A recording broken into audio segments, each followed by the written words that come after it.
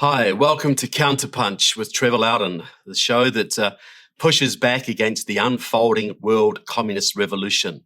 Please like the show, share the show, subscribe to EpochTV. You'll see information here you'll never see anywhere else.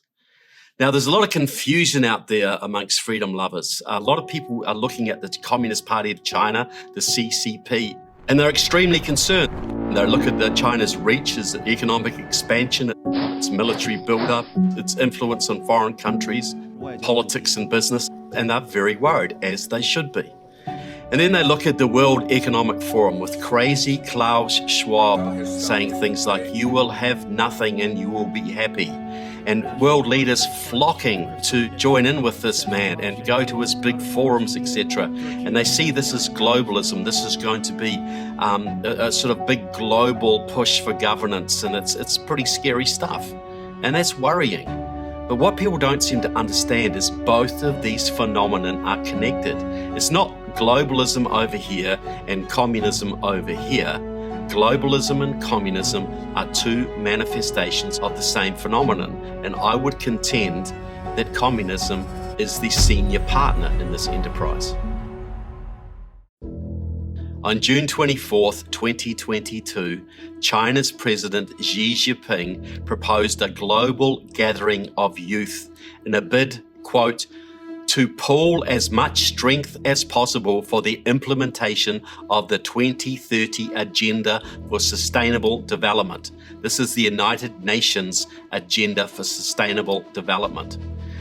The UN's 2030 Agenda seeks to fundamentally transform the global economy and has been implicated in drastic farming restrictions across the globe that have destabilized food systems around the planet, causing major unrest in countries like Sri Lanka, the Middle East, etc. Xi Jinping made his proposal for this massive meeting of youth during a meeting on global development with presidents and high-level officials from 18 countries, including President Syed Ibrahim Raisi of Iran, President Abdel Fattah al-Sisi of Egypt, and of course, President Vladimir Putin of Russia, to name a few. And just to be clear, Russia and China aren't separate phenomenon either. Xi and Putin are allies. They have been since 2001 at least, when they set up the Shanghai Cooperation Organization, which is a political, economic and military alliance. Russia and China hold joint military exercises together. They did Zapad 18 in 2018 outside St. Petersburg, Russia, the largest military exercise in world history. They held a joint naval exercise within spitting distance of Hawaii. They did another one in the North Indian Ocean. Putin even delayed his invasion of Ukraine so Xi could finish his moment of glory at the Olympics. But back to Xi Jinping's plans for world youth. The 2022 World Youth Development Forum was held from July 21st to the 23rd this year in Beijing. It brought together 2,000 youth from across the world. It was organized and implemented by the All China Youth Federation, which sounds nice, but that organization is a federation of 14 youth groups led by, controlled by, the youth wing of the Communist Party of China. At this youth forum, along with high-level CCP officials, we had speakers including United Nations General Secretary Antonio Guterres and the founder and executive chairman of the World Economic Forum, Klaus Schwab. In fact, the World Economic Forum is listed as a partner of the 2022 World Youth Development Forum on the organization's website, right alongside with the Communist Youth League of Cuba, the Moroccan Socialist Youth League, the Vietnam Ho Chi Minh Communist Youth League, the Youth League of the United Socialist Party of Venezuela, the Lao People's Revolutionary Youth League, and the Russian Youth Agency. All of the youth groups invited to this forum were the communist wings of established pro-Chinese, pro-Russian communist parties. This was, even though it wasn't advertised as this, a communist gathering. The Young Communist League of Britain was represented. Here's Johnny Hunter, the National Secretary of the Young Communist League of Britain, a member of the Glasgow YCL for many years. He was at another youth conference a few years back, October 2017 in Sochi, Russia. That was all young communists there to celebrate the 100th anniversary of the Bolshevik Revolution. And that event was organized and keynoted by Vladimir Putin, who told the assembled youth that the future was theirs. Go for it. The World Economic Forum is known for its annual meeting in Davos, Switzerland, and their desire to transform the world to suit their warped utopian vision. And world leaders flock to his meetings to be seen and to mingle and whatever. This is people flocking to an insane asylum, people.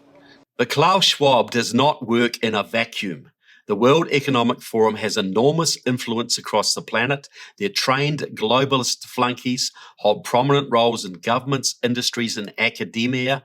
Their World Youth Leadership Forum has recruited many future world leaders, including the Prime Minister of my own country, New Zealand, a former president of the World Socialist Youth, that's Jacinda Ardern.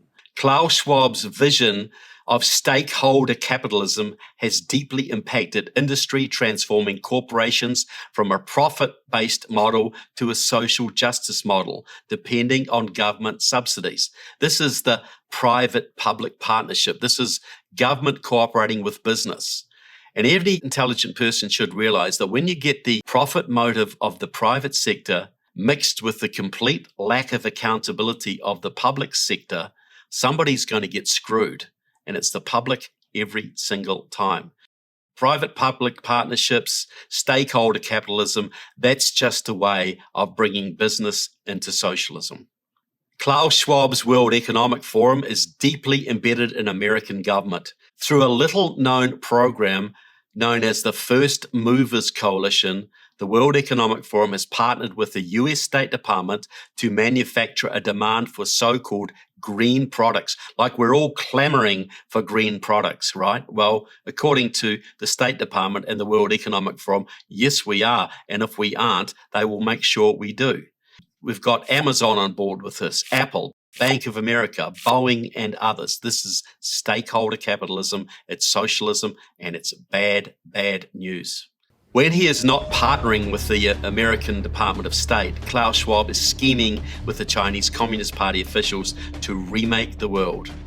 On July 20th, 2022, Klaus Schwab met virtually with Chinese Premier, now you have to forgive my pronunciation here, Li Keqiang. According to Xinhua News Agency, the official state press agency for the Communist Party of China, the Chinese premier said, China appreciates the World Economic Forum's consistent focus on economic development and stronger cooperation with China. Klaus Schwab referred to the World Economic Forum's good partnership with China for more than 4 decades and affirmed that his organization is ready to deepen cooperation with China. There is no doubt that Klaus Schwab is deeply influenced by communism. He even has a bust of Vladimir Lenin, the founder of the Bolshevik Revolution, in his home office. President Xi is also a fan of Vladimir Lenin. During a speech marking the 100th anniversary of the Communist Youth League of China, the group that put on this World Development Conference, in May 2022, Xi quoted Lenin, who was himself quoting Karl Marx's co-conspirator Friedrich Engels. "We are the party of the future, and the future belongs to the youth," President Xi declared. Just like Vladimir Putin told the young communists assembled in Sochi in 2017, the future is yours, go for it. If the CCP, the Communist Party of China, collapsed tomorrow, the World Economic Forum would be nothing. It would be over. If, on the other hand, the World Economic Forum collapsed tomorrow, the Communist Party of China would just make another one. So what I'm trying to get at here, folks, is globalism is communism. Communism is globalism. Klaus Schwab is not this big threat unto himself. He is the puppet of Xi Jinping and the puppet of Vladimir Putin, the partners who want to take down the West. He is just a tool to achieve those ends.